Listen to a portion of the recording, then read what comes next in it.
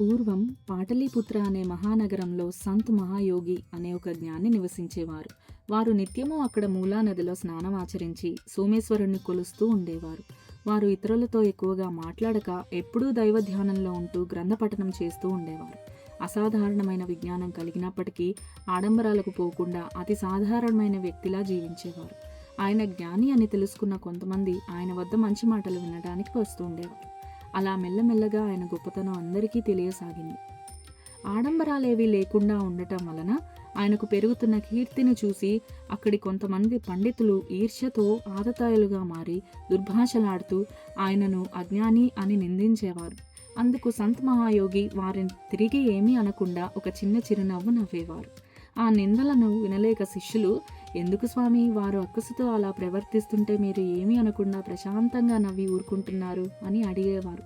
అప్పుడు మహాయోగి ఇలా అనేవారు, పూర్వజన్మ కర్మ ఫలితం ఏదైనా మిగిలి ఉంటే అది ఈ జన్మలో ఈ రూపంలో వ్యక్తమవుతుంది. అందువల్ల మోక్షానికి మార్గం సులువవుతుంది తప్ప నేను వారిని తప్పుగా ఏమీ అనుకోవడం లేదు అని అనేవారు.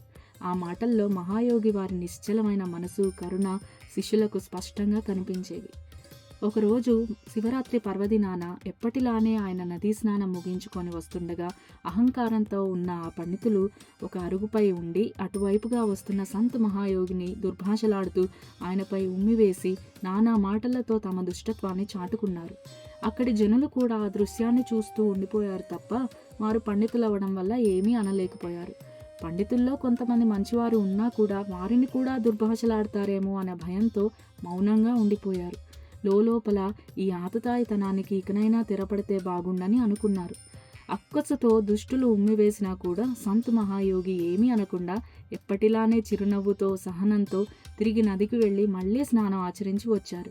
ఆయన చిరునవ్వు చూసి వారు ఇంకా ఎక్కువైన అసూయతో మళ్ళీ మళ్ళీ ఉమ్మివేశారు. నానా దుర్భాషలు ఆడారు.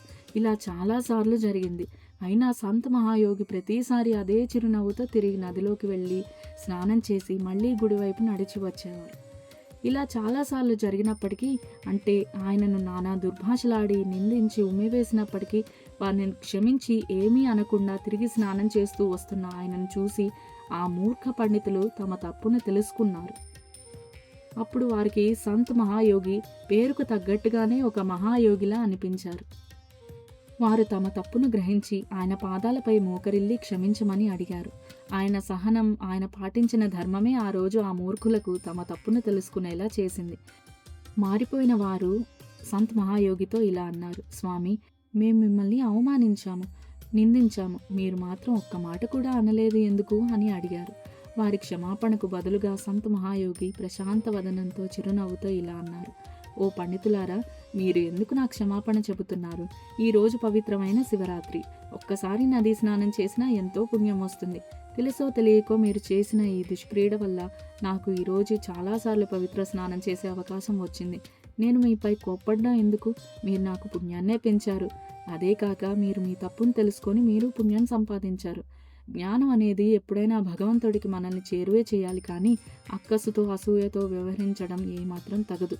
పండితులైన మీరు మీ జ్ఞానంతో జనులకు ఉపయోగపడే విధంగా సత్కర్మలు చేస్తూ ధర్మ మార్గంలో జీవిస్తూ ఆదర్శవంతంగా ఉండాలని నా మనవి అని అన్నారు. దానికి ఆ మారిపోయిన పండితులు అలాగే స్వామి అని అన్నారు. అప్పటి నుండి ఆ ప్రాంతమంతా ప్రశాంతంగా మారింది. జనులంతా ఏ భేషజాలు లేకుండా కలిసిమెలిసి భగవంతుణ్ణి స్మరిస్తూ ఆనందంగా జీవించారు. ఈ కథ ద్వారా మనం తెలుసుకోవాల్సింది, ధర్మాన్ని వీడక సహనాన్ని కోల్పోకుండా ఉంటే ఎప్పటికైనా ధర్మ మార్గమే గెలుస్తుంది. ఈ కథను మా అమ్మ నాకు చిన్నతనంలో చెప్పింది.